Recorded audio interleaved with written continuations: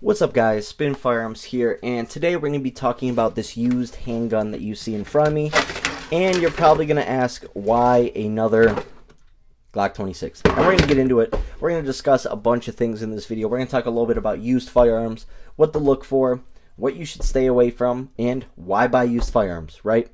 And we're going to talk about all that. Also, why this 26? I have like 13 or 14 Gen 3 26s, yet another Gen 3 26. Well, first off, I just want to start off by saying hit the like button, drop a comment down below, and subscribe. Let me show you something real quick. I have a Glock and a Springfield. Two of the most reliable handguns out there, especially the models that these are, right? I'm not going to tell you guys what's in this one yet because that video is soon to come. But, hear me out. $729 and some change for both handguns, used. Just wait till you see the amount of wear on these. It's ridiculous. There's no wear. It's like they shot one box and that was it. Used handguns are an absolute steal. Another man's trash is my treasure, especially when it's the Glock 26. Sorry guys, I love steals like this. $729. Just wait till you see what's in this box. Now obviously they gave me a decent deal, and the people at my local gun store are understanding, reasonable, that whole sort of thing. So you got to appreciate them and respect them. They always are great to me whenever I'm in there, so I always appreciate them. Anyways, let's check it out. What do you get? So I paid, this was on sale for $375 used, right? It doesn't even look used. Let's just say that. You'll see it in a second. But $375, I asked, could I get a discount if I buy both? He gave me 25 off. So I ended up leaving with a Glock 26 Gen 3, one of the most reliable handguns of all time, for $350. So let's see what you get for a $350 Glock 26, right? Well, I don't know why, but someone held onto the lock. A brush, and that's what you get. That is what you get for $350. No, I'm kidding, guys. That is what you get in the box, but let's check it out.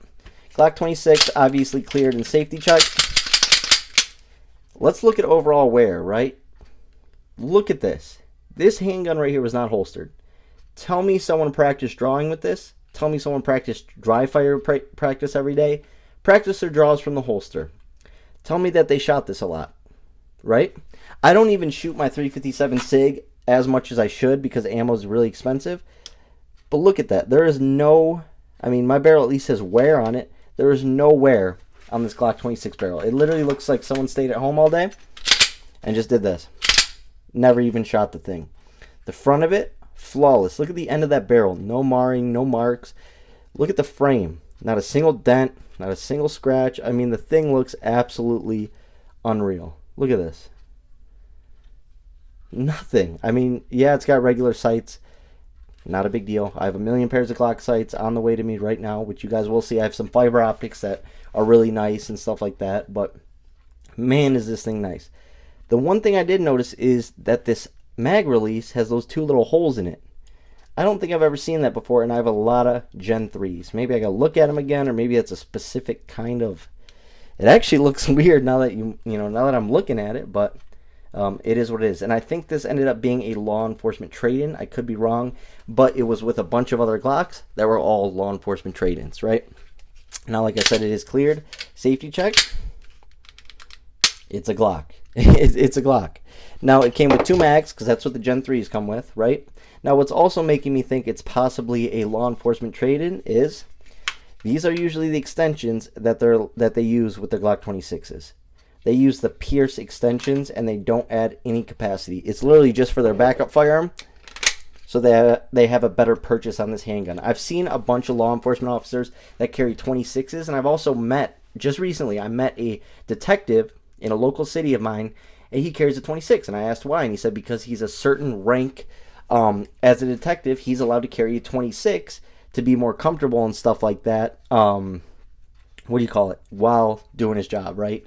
He's probably not going to use his firearm as much as other police, but he did say that this is exactly what he carries, and I liked his Glock 26 that he had. He actually had a Gen 5, and he had some stuff on it, but this was at some point probably a law enforcement trade-in, and if you know me, you know I'm going to jump on it because I know backup firearms from law enforcement are rarely shot as much as their main, right? And then on top of that, a lot of law enforcement, I'm not saying everyone, but a lot of law enforcement don't shoot their duty weapon, 500 rounds a month or 1,000 rounds a month. I'm not 100% sure what the requirements are, but I just know that their backup firearm is not getting 500 to 1,000 rounds every month. There's just no chance.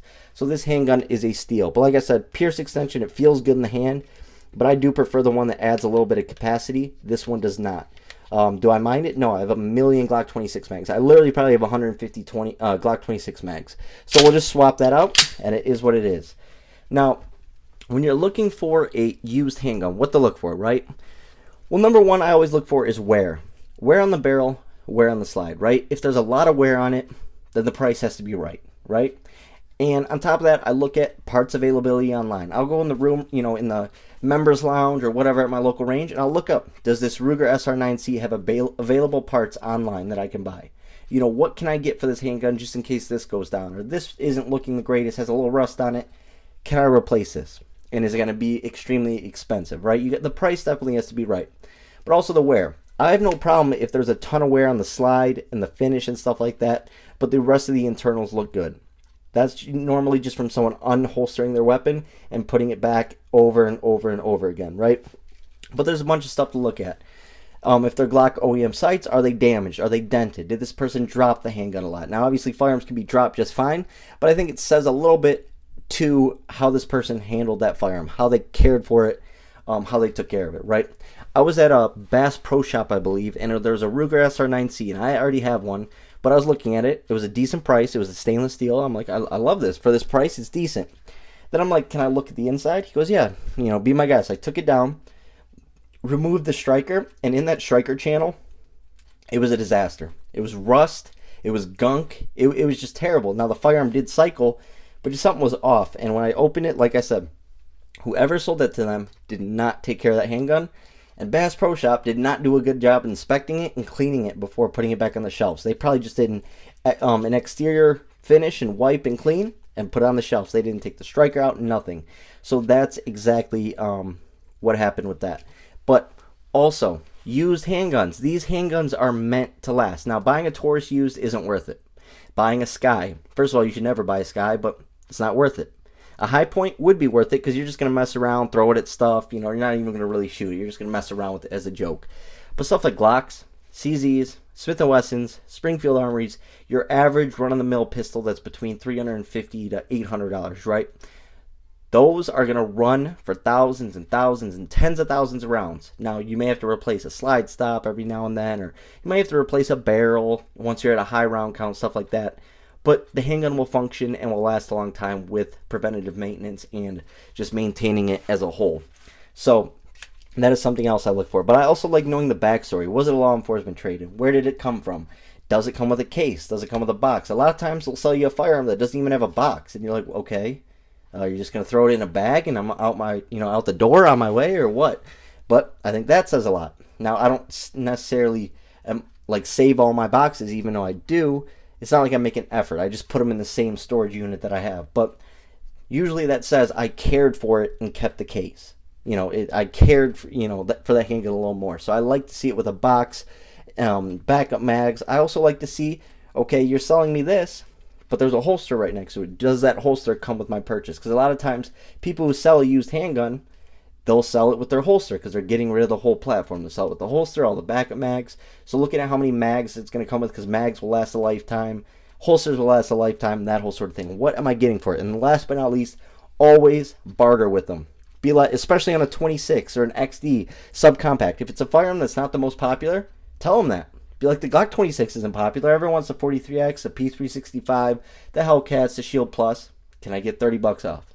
Or what can you do for me? Because I know this isn't as low as you can sell it for while still making profit. So that is how I buy used handguns, and all the time you end up winning. I've never bought a used handgun where it was a loss. I've always had great luck with used handguns. So 100% recommend it. And now I have a 26 for $350 out the door. What will I do with it? I don't know. Maybe we'll torture test it for a video. That'd be some good content. Hope you guys enjoyed the video. Thanks for watching.